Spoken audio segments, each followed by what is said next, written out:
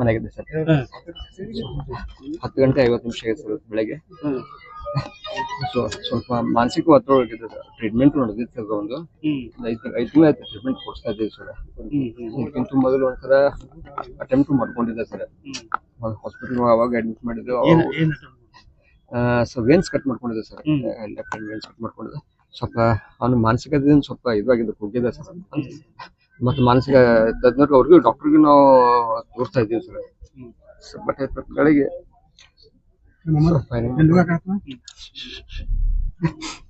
ಯಾವ ಕಾರಣಕ್ಕೆ ಮಾನಸಿಕವಾಗಿ ಯಾವ ಕಾರಣ ಸ್ಟಡಿ ಇರೋದು? ಇಲ್ಲ ಸರ್, ಸ್ಟಡಿದಂಥದ್ದು ಯಾವುದು ಏನು ಸಮಸ್ಯೆ ಇದ್ದಿಲ್ರಿ. ಆಕ್ಚುಲಿ ಅವನು ಒಬ್ಬ ವೈಸ್ ಸ್ಟೂಡೆಂಟ್. ಅವ್ನಿಗೇನು ಒಂದೇ ಒಂದು ಸಲ ರಿನ್ಯೂ ಮಾಡಿಬಿಟ್ರೆ ಎಷ್ಟಾದ್ರೂ ಬಟ್ ನೆನಪು ಆಗ್ತಿದಿಲ್ಲ.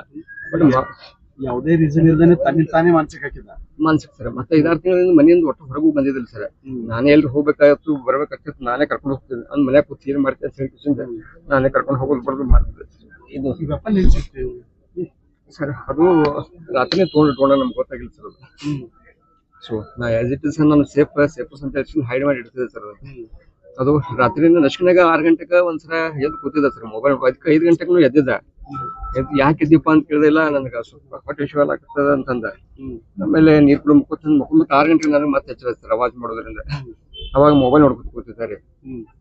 ಸೊ ಅವಾಗ ಅದನ್ನ ವೆಪನ್ ತೊಗೊಂಡು ಇಟ್ಕೋಣ ಅಂತ ನನಗೆ ಅನಿಸ್ಲಾಕತ್ತದ ಸರ್.